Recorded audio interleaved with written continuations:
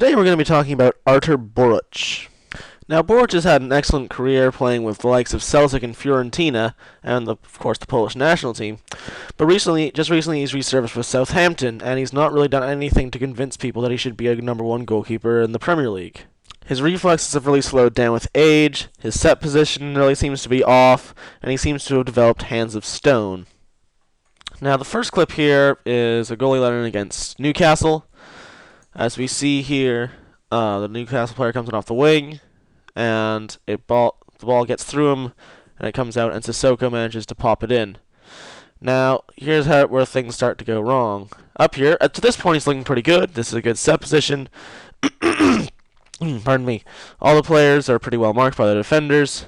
But as we go forward a bit, and the ball gets here, this is where the problem is. His hands here start to come up, and any player in the Premier League worth his salt is going to easily be able to put the ball down in these low positions and get the ball by him. As we go even just a little bit more, whoops, I went just a bit too far there. Here his hands are up here. He seems to do this a lot. I don't know why, but his hands are always being thrown up in the air. And his reflexes are a little bit slow. The ball gets through his legs, and Sissoko manages to put the ball in the back of the net.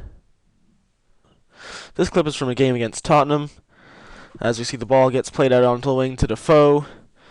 Now, everything's looking pretty good here. Ball gets laid back here. And we see this guy comes in the middle. Boruc is here. He's set. This guy's going to be looking to play the ball into Bale here. As we go forward, I don't know, Boruc is not set here. He's not ready. His hands are on his hips. And as it comes into Bale, we advance a bit more.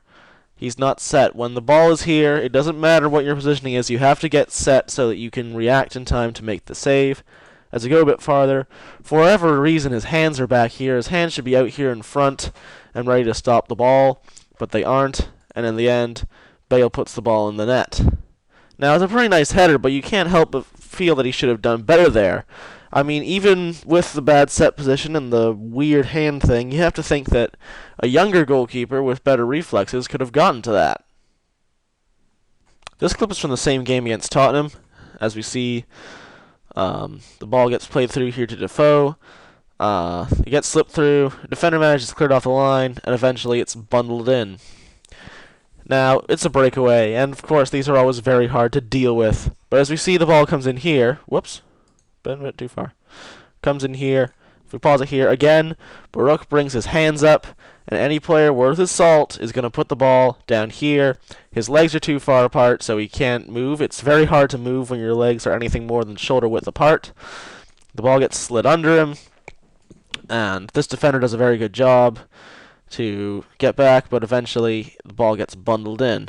Now, I would think someone who had played in European championships and for Fiorentina and for Celtic would be experienced enough to know not to do this, but it seems that he seems to have forgotten some of this stuff with getting so old.